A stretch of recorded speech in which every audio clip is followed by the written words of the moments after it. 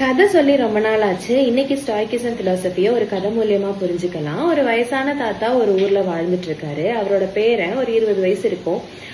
வாழ்க்கையில எல்லாமே தப்பா போகுது தாத்தா அப்படின்னு தாத்தா கிட்ட உபதேசம் கேட்க வராரு. தாத்தா என்ன பண்றாரு, சிரிச்சுட்டே இந்தா மணி 6 ஆயிடுச்சு, இருட்டிடுச்சு, ஒரு 7 மணிக்கு மேல இந்த காட்டுல ஒரு பாதை இருக்கு, அந்த பாதைக்குள்ள நடந்து போயிட்டு அப்படியே திரும்பி இந்த பக்கம் சுத்தி வந்துரு, இந்த விளக்க வச்சுக்கோ அப்படின்னு சொல்லி கொடுக்குறாரு.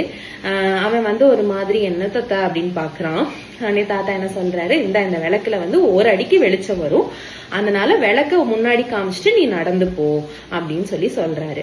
அவனும் சரி என்னவோ சொல்றாரு அப்படின்னு சொல்லிட்டு விளக்க வச்சுட்டு நடந்து போற பாக்குறான். ரொம்ப கஷ்டமா இருக்கு, ஏன்னா ஒரு அடிக்குதான் வெளிச்சம் இருக்கு, பாதையே தெரியல, பாதையே தெரியாம எப்படி நடக்கிறது அப்படின்னு சொல்லிட்டு அவன் கஷ்டமா இருக்கு. சரி தாத்தா சொல்லியிருக்காருன்னு சொல்லிட்டு ஒரு அடிக்கு தெரியற வெளிச்சத்துக்கு அப்படியே நடந்து அப்படியே அடுத்தடுத்து அவருக்கு நடந்து போயிட்டு இருக்காரு.